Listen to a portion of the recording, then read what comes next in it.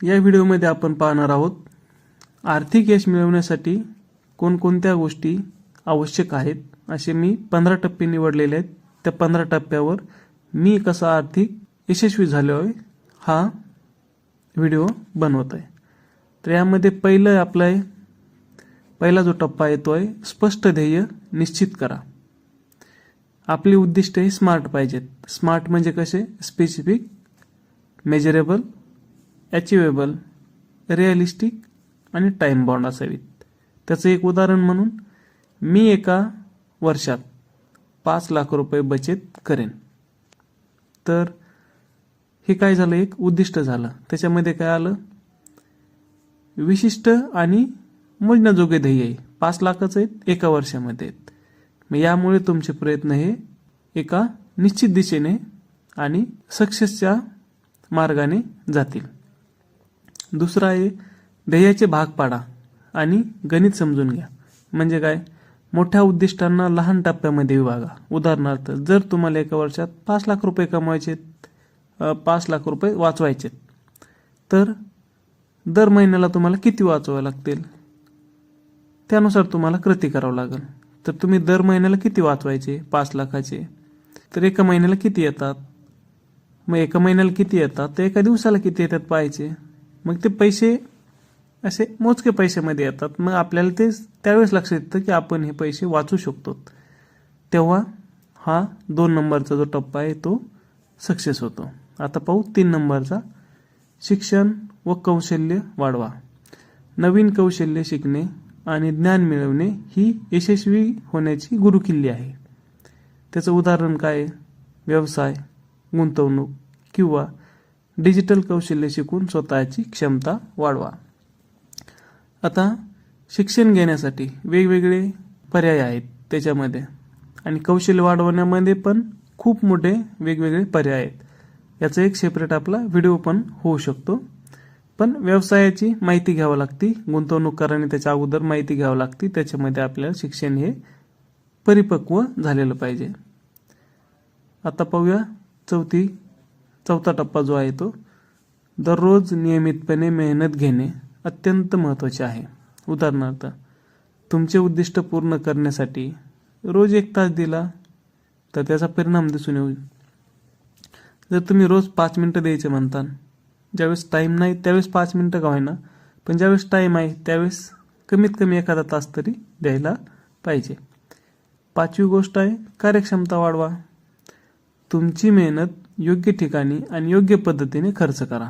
उदाहरणार्थ वेळ वाया घालवणाऱ्या गोष्टीवर वेळ न घालवता परिणामकारक कामे करा। जिथं तुम्हाला वाटतं गरज आहे, मला इथं वेळ देण्याची गरज आहे, त्याच ठिकाणी तुम्ही वेळ द्या।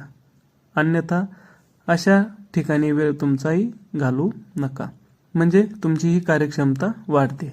6वी गोष्ट आहे पुनरावृत्तीचे काम आउटसोर्स करा। म्हणजे जे काम पुन्हा पुन्हा करावे लागते ते इतरांवर सोपवा आणि स्वतःचा कौशल्याला महत्त्वाचे आहे अशा कामांसाठी वापरा। म्हणजे स्वतःचा वापर हा कौशल्याच्या कामासाठी जास्त करा। उदाहरणार्थ म्हणून काय? डाटा एंट्री सारखे जे कामं असतात ती इतरांना द्या आणि वेळ मोकळा करा। याने तुमचं हे कौशल्य जे आहे हे वाढवलं जाईल। 7वी गोष्ट आहे सतत विश्लेषण व सुधारणा करा। तुमच्या कृतीचे पुनरावलोकन करा आणि चुका दुरुस्त करा। उदाहरणार्थ दर महिन्याला खर्चाचा आढावा घेऊन अनावश्यक खर्च टाळा।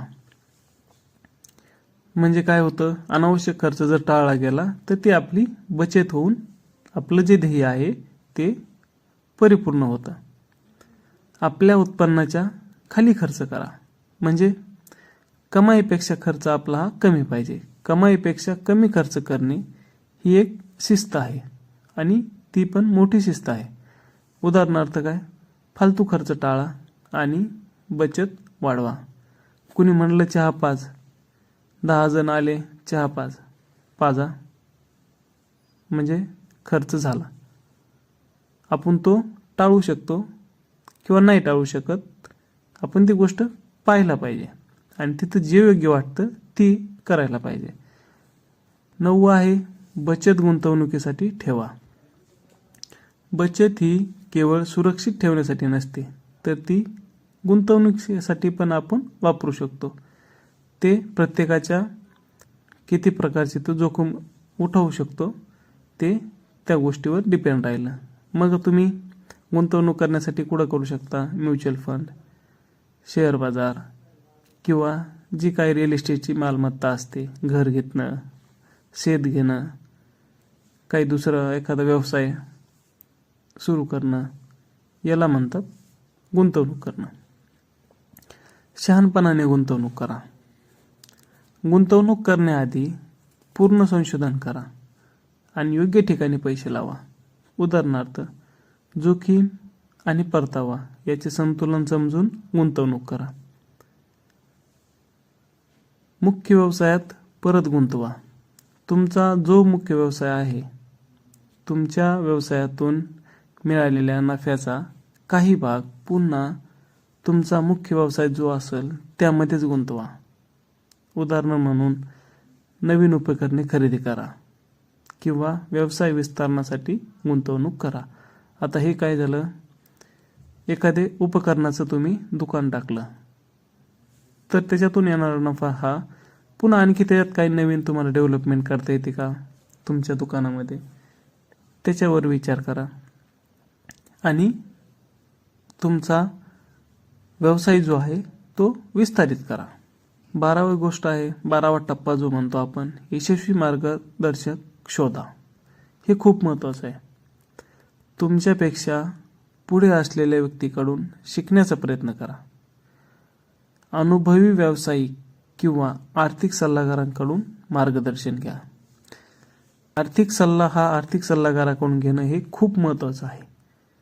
नाहीतर जोखीम या टप्प्याटप्प्यावर कुठे पण भरलेले आहेत. 13वा टप्पा आहे स्वतःचं नेटवर्क तयार करा. तुमची विचारसरणी ज्यांच्याशी जुळते त्यांच्याशी तुमचा संपर्क ठेवा. उदाहरण म्हणून व्यावसायिक कार्यक्रमांना उपस्थित राहा किंवा ऑनलाईन ग्रुपचा भाग बना.